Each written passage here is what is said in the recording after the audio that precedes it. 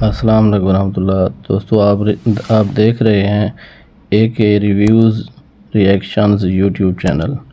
आइए देखते हैं आज के इस व्लॉग में पाकिस्तान की पॉलिटिक्स की रिसेंट जो सिचुएशंस हैं।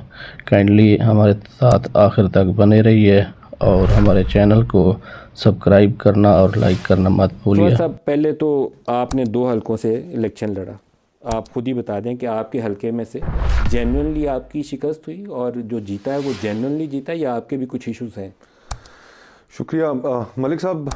2 हलकों से मैंने इस्लामाबाद में कंटेस्ट किया और जो मैंने अपनी शिकस्त है मैं उसको तस्लीम करता हूँ। लेकिन मैं अपनी शिकस्त तस्लीम करता हूँ जो तहरीक इंसाफ के सपोर्टेड जो इंडिपेंडेंट कैंडिडेट्स थे उनके हाथों। किस हल्के से? 47 और 48। 47 में कौन जीता है? 47 में जीते हैं शोएब शाहीन साहब असल में जीते हैं, लेकिन जिताया मुस्लिम लीग नून के उम्मीदवार हैं उनको गया है। और इसी तरह 48 में वहाँ पर अली बुखारी साहब हैं, वो भी वकील हैं, उनका ताल्लुक भी तहरीक इंसाफ से है, वो जीते। लेकिन जब अगले सुबह हमने रिजल्ट्स देखे तो उसमें राजा खुर्रम नवाज साहब इलेक्शन जीते हुए। ये आपकी राय है या फॉर्म 45 के? फॉर्म 45 के मुताबिक आपके पास फॉर्म 45? मेरे पास सारे पोलिंग स्टेशंस के दोनों हलकों के फॉर्म 45 मौजूद हैं और मैंने उनको जो दोस्त पीटीआई इस्लाम कर रहे हैं, ये इस्लाम कर रहे हैं, इनका इस्लाम दिखा रहे हैं मायूं साहब। मैं इसलिए कह रहा हूँ कि मैं कह रहा हूँ अब आप कर ले इस्लाम, बहुत कम नहीं। इन्होंने पहले भी इवन जब ये पाकिस्तान पीपल्स पार्टी के साथ थे, ही टुक अ प्रिंसिपल स्टैंड। अब आप इन्हें इस्लाम कर सकते हैं, मैं टीवी पे दिखा दूं। मैं इस्लाम फिर ये नहीं कि ये प्रिंसिपल स्टैंड ले रहे हैं। ये अल्हम्दुलिल्लाह उस इंस्टीट्यूशन से भी हैं जिस इंस्टीट्यूशन से मैं पढ़ा हुआ हूँ, तो मुझे उस पे भी फख्र है। नहीं, मैं ममनून हूँ आपका हुमायूं भाई। सिर्फ कोशिश इतनी है कि हम इस सियासत के अंदर हमने माहौल को बहुत ज़हर आलूद, बहुत आपके ख्याल में अगर 45 पे पीटीआई का कैंडिडेट जीता हुआ था तो 47 में फिर PMLN को कैसे जिताया? बस वो उसके अंदर रद्दो-बदल की गई जी। आपके पास साइंड कॉपीज हैं? मेरे पास साइंड कॉपीज हैं दोनों हलकों की। और मैंने फिर बाद में जब बात हुई, शोएब शाहीन साहब से भी बात हुई, अली बुखारी साहब से भी बात हुई, और मैंने उनको कहा, मैंने कहा जी कि आपके क्योंकि एक प्रॉब्लम चल रही थी, आप लोगों के पास ना पोलिंग कैंप आप लगा सकते थे, एक रिप्रेशन का माहौल था, तो अगर कोई कागज़ों की कमी बेशी है तो मुझे बताइए, मैं आपके लेकर पहुँच जाऊँगा। और मैंने फिर एक ECP के अंदर इलेक्शन कमीशन में दरख्वास्त भी दी कि जी जो कंटेंशन है शोएब शाहीन साहब की और जो कंटेंशन है अली बुखारी साहब की, वो कंटेंशन ठीक है और मैं भी उसको अपनी एविडेंस के साथ बैक करता हूँ। अब अलमिया ये मलिक साहब कि ये सिर्फ इस्लामाबाद के तीनों हलकों में नहीं हुआ, ये पूरे अपर पंजाब के हद तक तो मैं कम अज़ कम कह सकता हूँ। एयाज अमीर साहब चकवाल में, फिर इसी तरह जेलम के जो हल्के है, जो मेजर ताहिर सादिक साहब अटक के अंदर, ट्रिब्यूनल में मालूम नहीं मुझे इन 3 हलकों के ऊपर PTI है या आप गए ट्रिब्यूनल में, क्योंकि अब तो ट्रिब्यूनल फॉर्म हो गया ना इस्लामाबाद। आज इस्लामाबाद हाई कोर्ट ने इलेक्शन कमीशन को नोटिफाई करने से रोक दिया है, रिजल्ट्स रोके उनके तीनों की कंसोलिडेशन उन्होंने रोक दी है। और अब ECP ने भी ये मैटर कल टेकअप किया हुआ है। अब इसमें इवेंचुअली देखते हैं, आप ही जाएंगे उसमें? मेरे वकील जाएंगे। आपके वकील? मेरे वकील। अच्छा, पहले अज़मा से पूछ लें हमायूं साहब, आप बाद में इसको फिर रिस्पॉन्ड करिएगा। अज़मा बीबी, ये एक डायरेक्ट एलिगेशन है जो खोखर साहब क्योंकि खुद उम्मीदवार थे, खुद मैदान में थे और बड़ी एग्रेसिवली कैंपेन भी कर रहे थे, इसको आप कैसे रिस्पॉन्ड करती हैं? बहुत शुक्रिया मलिक साहब। देखिए, मुझे बड़ा एहतराम है मुस्तफ़ा का, लेकिन ये बात तो इलेक्शन कैंपेन के अंदर भी मालूम थी कि मुस्तफ़ा जो है वो कवरिंग कैंडिडेट के तौर के ऊपर इलेक्शन लड़ रहे थे PTI के, और जहाँ जहाँ जो है वो सपोर्ट हो सकता था वो करने की कोशिश की। उनका इख्तियार है, उनका वो जो चाहे कर सकते हैं।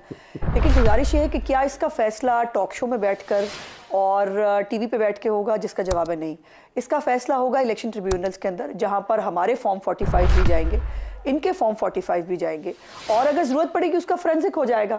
अब ये भी तो हमने देखा था ना कि वो और ये बहुत सारी ऑडियोज़ जो है वो 8 तारीख को जो है वो मॉर्निंग में आ गई थी, जिसके अंदर जो है वो जिब्रान इलियास साहब जो है वो भी इंस्ट्रक्शंस दे रहे थे कि गूगल से साइन भी मैच कर लेना और फॉर्म 45 जो है वो होने चाहिए। कल इन्होंने एक तमाशा बनाया, एक प्लांटेड स्टोरी कि अनारकली से जी वो बैलेट पेपर छाप रहे हैं, और उसके अंदर बैलेट पेपर का एक पेपर ही और होता है, वो जो प्लेन पेपर है उसके ऊपर जी बैलेट पेपर छप रहे हैं, और वो मनसेरा के जो है वो उसके हैं। पहले वो लियाकत चट्टा साहब की एक स्टोरी लेके आए, फिर उसके बाद अब ये लेके आए, डेस्परेट हैं वो फॉर्म 45 बैलेट प्रिंटिंग की तरफ भी आपसे पूछूंगा। अज़मा, आजमा आपने आज इस पे प्रेस कॉन्फ्रेंस की, मैं उसके बैलेट प्रिंटिंग पे भी आपसे पूछूंगा, लेकिन पहले फॉर्म 45 और 47 को एड्रेस कर ले, इस वाले नुक्ते को बंद कर ले। क्या ऑडिट होना चाहिए, फॉरेंसिक ऑडिट होना चाहिए फॉर्म 45 और 47 का? जी देखिए, जाहिर है इसका फैसला ट्रिब्यूनल करेगी ना। मैंने तो कहा है कि ये तो घर बैठ के, अब आपको पता है पहले वो जमात इस्लामी वाले हमारे भाई जो हैं वो भी इसी तरह से गवाहियां देना शुरू हुए थे जब उनको कहा गया कि हम आपको साथ लेंगे और आप हमारे साथ इत्तेहाद में शामिल हो जाए। उस वक्त उन्होंने भी गवाहियां देनी शुरू कर दी, उसके बाद वो भी आराम से सुकून से बैठ गए। सो मेरी गुजारिश ये है कि ये जो एक प्रॉक्सी वॉर शुरू की है ना इन्होंने, कि अगर देखिए 2018 के इलेक्शन आरटीएस पे हुआ था लेकिन जायज़ था। 2018 के इलेक्शन में हमारी पंजाब की सीटें ज़्यादा थी लेकिन इन्होंने उसमें पंजाब में हुकूमत बना ली, वो भी जायज़ था। जो pre poll after poll rigging हुई वो सब जायज़ था क्योंकि उस वक्त इमरान खान वज़ीर आज़म बन रहा था। यही स्टोरी इन्होंने 2013 में भी की थी। एग्जैक्टली यही बातें वो अफजल खान साहब ने की थी जो चट्टा साहब ने बाद में की। और चट्टा साहब जो है वो किस किस से मुलाकातें कर रहे थे, प्रेस कॉन्फ्रेंस जो है उससे पहले किससे मिल के आए थे, और ये अब बाकायदा तौर पर 2013 में की थी, 2013 के इलेक्शन की बात एवं नहीं हो रही थी इलेक्शन से पहले कि या तो वजीर आजम बना लें इमरान खान को, वरना फिर 1971 खुदा ना खास्ता हो जाएगा और जो है वो ढाका बना देंगे पेशावर को। ये बातें और ये नारे भी इन्होंने लगाए हैं।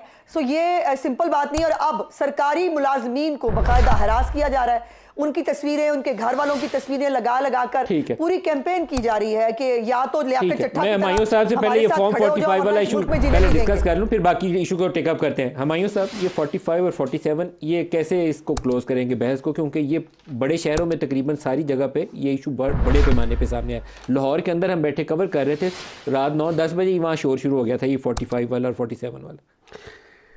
बिस्मिल्लाहिर्रहमानिर्रहीम। देखिए, हुआ ये है कि पाकिस्तान के जो अवाम थी ना, उनको एक शऊर दे दिया गया था कि, और ख़ास तौर पे हर एक को कहा था कि चूँकि इस दफ़ा हमारे साथ पाकिस्तान तहरीक इंसाफ को बिल्कुल कोने में लगाया हुआ था, हाथ पैर बांधे हुए थे, आंखें बांधी हुई थी, तो हमने कहा आप हमारे हर चीज़ को प्रोटेक्ट करना, जो वोट दिया उस वोट को प्रोटेक्ट करना। फॉर्म 45 मेक श्योर कि उस वक्त तक वहाँ से ना निकलो जब तक फॉर्म 45 मिल ना जाए। There was so much stress on that कि बच्चे को, आज आप किसी 12 साल के बच्चे से पूछे फॉर्म 45 क्या, वो आपको बता देगा फॉर्म 45 क्या। अच्छा, अब आ जाते हैं जैसे मुस्तफ़ा साहब ने बताया, और I really admire not only him.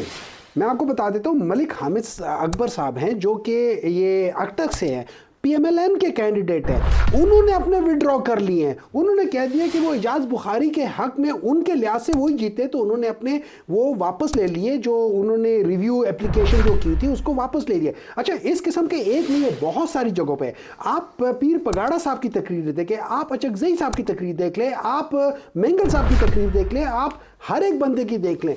जब इन सब चीज़ों को देते हैं और इन सब को छोड़ दें, आप हल्का 130 का फॉर्म 47 पहले देख लें, उसके बाद करेक्शन फॉर्म देख लें। ये सारी चीज़ें इंडिकेट करती हैं कि एक बहुत बड़ी धांधली है। फिर आपकी जो बात, मैं आपकी बात को लेकर के, तो वो मुझे ज़्यादा तंग करनी शुरू कर दी है उसने।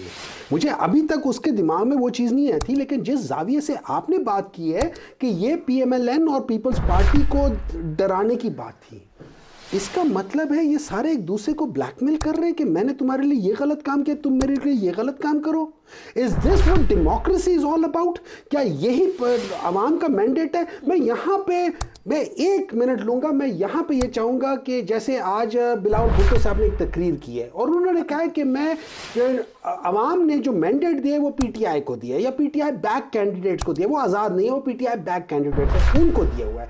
तो फिर अगर आपने उसूली सियासत करनी है और आप इस यंग आदमी से सीखो कि उसूली सियासत क्या होती है, तो फिर आपको उनके साथ डील नहीं करना चाहिए कि ये दे और ये ले, क्या खूब सौदा नकद है, इस हाथ दे इस हाथ ले, वो काम ना करो मेरे भाई। फिर आप उसूली सियासत करो, आपका फ्यूचर है, आप यंग बंदे हो। इस मुल्क का अलमिया क्या है? 1980 से पिछले 45 सालों में पाकिस्तान मुस्लिम लीग नून के पास या मियां नवाज शरीफ है या मियां शहबाज शरीफ है। वो हटेंगे तो या हमजा शरीफ आ जाएंगे और या फिर वो क्या नाम है, मरियम साहब आ जाएंगी।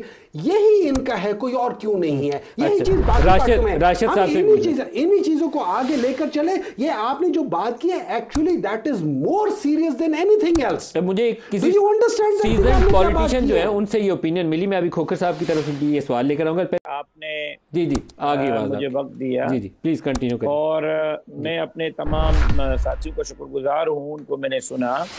और अभी मेरे एक भाई ने जनाब बिलावल भुट्टो जरदारी साहब के बारे में फरमाया कि उनसे सीखें, और बिलावल ने आज क्या कहा है।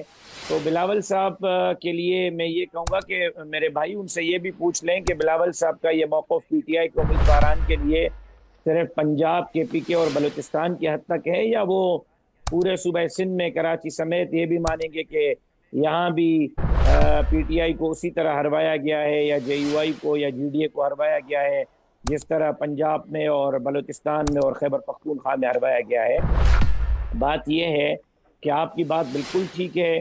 पाकिस्तान के तारीख के सबसे बदतरीन इंतखाबात हुए हैं, और 2018 में हमारा मौक़िफ़ ये है कि एक जो है वो लाडला था, अब 4 लाडले बनाए गए हैं। एक लाडला नहीं संभाला गया, अल्लाह जाने 4 लाडले कैसे संभालेंगे। हमारा 4 लाडले कौन कौन से सुमरो साहब? एक तो हुई पुराना है, 3 नए हैं, एक MQM और एक पीपल्स पार्टी और एक मुस्लिम लीग नून, और एक पुराना। 4 लाडले हो गए।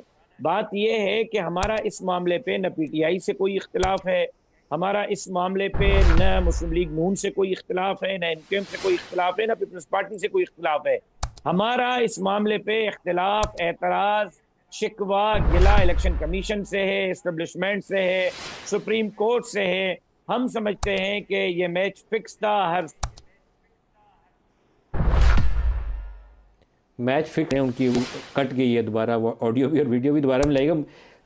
जो मुस्तफ़ा साहब प्रेस कॉन्फ्रेंस की कमिश्नर रावलपिंडी जट्टा साहब ने, उसके ऊपर आपकी ओपिनियन क्या है? एक तजिया होता है एज ए पॉलिटिशियन, और इन्फॉर्मेशन भी आपके पास होगी क्योंकि आप यहीं से तो कॉन्टेस्ट कर रहे थे, साल पिंडी के हल्के। देखें, मैं शुरू यहाँ से करूँगा कि जो जहाँ पर और लाइन कटी सुमरो साहब की कि मैच फिक्स था, ये इन्होंने लफ्ज़ बड़ा सख्त इस्तेमाल किया, वहीं पे लाइन कट गई, वो बोझ नहीं उठा सकी लाइन उसके बाद। और मैच मेरे ख्याल से भी फिक्स था। और इस सारे मैच को अगर टेबल्स टर्न किए हैं तो वो पाकिस्तान के लोगों ने किए। भले अज़मा बहन कह दें कि मैं कवरिंग कैंडिडेट था एक तहरीक इंसाफ का, लेकिन गुजारिश ये है कि जहाँ पर मेजॉरिटी ने जो फैसला दिया उसके सामने सर तस्लीम खम करना ही एक बावकार तरीका है। और मुझे वो वक्त भी याद है कि 1993 की बात है, गालिबन मेरी 16-17 साल उम्र थी। मियाँ नवाज शरीफ साहब उस वक्त शहीद बीबी से इलेक्शन हारे थे, और आज भी अगर आप वो क्लिप निकालें तो PTV से आपको वो मिल सकेगा उनके रिकॉर्ड में कि असेंबली के बाहर खड़े होकर मियाँ साहब ने कहा था, पहला इजलास के बाद वो बाहर आए, और वहाँ पर उन्होंने कहा कि जो मैंडेट मिला है शहीद बीबी को वो मैं कबूल करता हूँ, और जमहूरियत इसी का नाम है, और सर तस्लीम खान। बहरहाल वो सफ़र जब उसमें फिर और बहुत से उतार चढ़ाव आए उसके बाद। लेकिन आज अनफॉर्चुनेटली हमने अपनी सियासत को, हम सियासतदानों ने इतना उसका चेहरा मस्ख कर दिया है कि आज हमने उसको इस मुकाम पर लाकर खड़ा किया है कि हम बग़ैर इशारे के कोई फ़ैसला करने के काबिल भी नहीं रहे। हम इशारों की तलाश में रहते हैं, हम एक्टिवली सीख करते हैं इस्टेब्लिशमेंट की सपोर्ट कि वो हमें मिल जाए ताकि हम अपने एडवर्सरी के ऊपर भारी हो सकें। ये तीनों बड़ी सियासी जमातें बशमूल PTI इसकी मुजरिम है। मैं इसमें इससे नरम लफ्ज़ नहीं इस्तेमाल कर सकता। PMLN और पीपल्स पार्टी तो रवायती तौर पर थे, PTI उसमें 2018 ऑनवर्ड मुसलसल बिल्कुल। और अब इस सियासत ने इस मुल्क के लोगों को कुछ नहीं दिया, इस सियासत का चेहरा भी मस्ख हुआ। और आज भी अगर हम इस मुकाम पर खड़े हैं कि मुल्क में जो क्राइसिस है कि एक माइनॉरिटी गवर्नमेंट बनेगी, कि उस माइनॉरिटी गवर्नमेंट की फिर क्रेडिबिलिटी क्या होगी, इलेक्शंस का तकद्दुस बरकरार नहीं रहा, अक़वाम मुत्तहिदा के जनरल सेक्रेटरी भी बोल पड़े। आप बताएं कमिश्नर ने प्रेस कॉन्फ्रेंस क्यों की? अब आई हैव नो आइडिया कि उन्होंने क्यों की, लेकिन मैं उसकी वजूहात में तो ज़्यादा नहीं जा सकता, लेकिन और ना मेरे पास कोई इन्फॉर्मेशन है। लेकिन जो कंटेंट है उनकी गुफ्तगू का, कि उन्होंने जो कहा है वो उन्होंने एक बड़ा सीरियस डाउट क्रिएट कर दिया। उन्हीं बातों को उन्होंने सैंक्टिफाई किया है, जो बातें हम जैसे बहुत से लोग पहले से कर रहे थे। नज़रों के सामने हमें आ रहा था कि किस तरीके से इलेक्शन मैनिपुलेट किया गया है, रिग किया जा रहा है, और पर्टिकुलरली एक पॉलिटिकल पार्टी को फ़ायदा देने के लिए, मुस्लिम लीग नून को फ़ायदा देने के लिए पंजाब की हद तक। तो लेकिन उनको फ़ायदा क्या हुआ? They are not the majority party. They are not the majority party, yes. इसलिए कि पाकिस्तान के लोगों ने टेबल्स टर्न किए, जो एक्सपेक्टेशंस थी वो एक्सपेक्टेशंस पूरी हो नहीं सकी, और फिर इतने भोंडे तरीके से जिस तरह फॉर्म 45 और 47 की जो कंट्रोवर्सी है कि आपने बिल्कुल ही नताइज रद्द बदल करने शुरू कर दिए। लेकिन ये तो मेरे ख्याल एम्बेरसिंग सिचुएशन नहीं होगी मैं समझता हूँ जी बहुत एम्बेरसिंग सिचुएशन है। और जो मैंने जिक्र किया 1993 का उतार चढ़ाव का, मियाँ साहब की ज़िंदगी में भी बड़े उतार चढ़ाव आए। फिर उन्होंने चार्टर ऑफ डेमोक्रेसी भी किया। एक इर्तिकाई अमल से इंसान गुजरता है, मैच्योरिटी आती है। एंड पाकिस्तान की सियासत को नुकसान हो रहा है कि आज मुस्लिम लीग नून जो सियासत कर रही है। अज़मा बीबी, आप जो कमिश्नर की प्रेस कॉन्फ्रेंस है उसको आप कैसे देखती हैं? वो क्यों बोले और वक्त का चुनाव क्यों किया, और 13 सीटों के ऊपर उन्होंने जो सवाल उठाया, आपका तज्जिया क्या है और इन्फॉर्मेशन भी क्या है, दोनों बता दें। जी देखिए, पहले तो गुजारिश ये है कि कमिश्नर साहब ने पहले तो जिन जराइम का उन्होंने जो है इर्तिकाब करने का इकरार किया, वो जराइम उनके प्रीव्यू में थे ही नहीं, वो DRO RO थे ही नहीं, वो एक कोऑर्डिनेशन की उनके पास सिर्फ जिम्मेदारी थी। और उसने जिन जराइम का उन्होंने कहा मुझे सजाए मौत दे दो, उसकी सजाए मौत तो होती नहीं। एक तरफ वो कह रहे हैं मैंने खुदकुशी की कोशिश की है, दूसरी तरफ माशाल्लाह फ्रेश तैयार होकर PSL की जो इफ्तिताही तकरीब की जो प्रेस कॉन्फ्रेंस है उसको वो इस्तेमाल करते हैं। और उन्हीं ने खुद ही कहा, उन्होंने कहा फौज ने भी बहुत अच्छे इलेक्शन कराए हैं और इलेक्शन जो है वो उसके अंदर दोबारा भी कराने की ज़रूरत नहीं है। और ये यहाँ जो जितने लोग रोना पिटना डाल रहे हैं, ये अजीब इलेक्शन हमने देख कराया कि राना सनाउल्लाह को हमने बड़ी आसानी से हरवा दिया। वहाँ पे फॉर्म 45 चेंज नहीं हो सकते थे, खुर्रम दस्तगीर की जगह पे फॉर्म 45 चेंज नहीं हो सकते थे। अगर यही जो है, अगर इनकी स्टोरी को मैं मान लूँ, खुर्रम दस्तगीर है, राना सनाउल्लाह है, जावेद लतीफ़ है, मोहसिन शाहनवाज राजा है, मतलब नेम इट के कितने बड़े बड़े लोग जो है हमारे जो स्टालवर्ड्स हैं, उनके लिए हम फॉर्म 45 आपके ख्याल में कमिश्नर साहब ने क्यों ये प्रेस कॉन्फ्रेंस की आपके ख्याल में? जी कमिश्नर साहब का बहुत जो हमारी इतलात के मुताबिक कमिश्नर साहब का मियाँ असलम इकबाल से ताल्लुक़ था और उनके बेटे का भी कुछ ज़मीनी जो काफ़ी हाउसिंग सोसाइटियों से शगफ था कमिश्नर साहब को। उनकी अपनी फैमिली के, उनके बेटों के जो कारोबार है वो भी हाउसिंग सोसाइटियों से मुतल्लिक है और असलम इकबाल साहब के साथ उनका एक करीबी ताल्लुक है। इसलिए तो कहा है कि अब चूंकि उनके ऊपर मेरे ख्याल केस भी शायद दर्ज हो गया है, अब जो है वो पुलिस इस पर इन्वेस्टिगेट करे, उनका टेलीफोन ले लें कब्जे में और आपको निकल आएगा, डिटेल्स पता चल जाएंगे कि किस किस से राब्ते में थे। फिर दूसरी बात यह है, इतना इत्तेफाक है कि PTI का सोशल मीडिया जो है उसके अकाउंट के अंदर कहा जाता है कमिश्नर साहब जा रहे हैं प्रेस कॉन्फ्रेंस के लिए, तैयारी कर लें, फलाने जर्नलिस्ट को भी ऑन बोर्ड ले लें। वो कह रहे हैं हाँ जी बिल्कुल सबको ऑन बोर्ड लिया हुआ है। उनको कैसे पता चल गया था कि कमिश्नर साहब जो है वो प्रेस कॉन्फ्रेंस करने के लिए जा रहे हैं? इतनी सिंपल बात नहीं है। जो बड़ी इंपॉर्टेंट बात मैं आप करना चाहती हूँ, इलेक्शन कमीशन ऑफ पाकिस्तान में इस वक्त पंजाब के हवाले से सिर्फ 24 दरखास्तें अभी तक धांधली के हवाले से आई हैं, जिसके अंदर 7 नेशनल असम्बली की हैं और 17 प्रोविंशियल असम्बली की हैं। इनकी तो 180 सीटें हैं ना बकौल इनकी तो इतनी सीटें हैं कि इनकी हुकूमत नेपाल में भी बनने जा रही है, इनकी हुकूमत बांग्लादेश में भी बन जाएगी, अफगानिस्तान में भी बन जाएगी, इतनी सीटें हैं इनके पास। ये प्रोपेगेंडा करना, इलेक्शन को मुतनाज़ा करना, ये हमेशा करते हैं। सिर्फ वो इलेक्शन जिसमें इमरान खान वज़ीर आज़म बना था, सिर्फ उसको मुतनाज़ा नहीं किया था, बाकी हर इलेक्शन के ऊपर इन्होंने क्वेश्चन उठाना, चुके इन्होंने मुल्क को आगे बढ़ने नहीं देना। इनका मकसद ये है, ऊपर सुना आपने कल, उन्होंने कहा जी हमारा मकसद ये है कि इमरान खान को और बुशरा बीबी को बाहर निकालना है। भाड़ में जाए पाकिस्तान की आवाम, भाड़ में जाए ये आम आदमी के मसाइल। ब्रेक ले लें, ब्रेक से वापसी पे और डिस्कशन देगा जी। तो दोस्तों ये था आज का हमारा रिव्यूज़ और रिएक्शंस के हवाले से वीलॉग। मिलते हैं अपने नेक्स्ट वीलॉग में, तब तक के लिए अल्लाह हाफ़िज़। दुआओं में याद रखिएगा और सब्सक्राइब और लाइक करना मत भूलिएगा। अस्सलाम वालेकुम रहमतुल्लाह।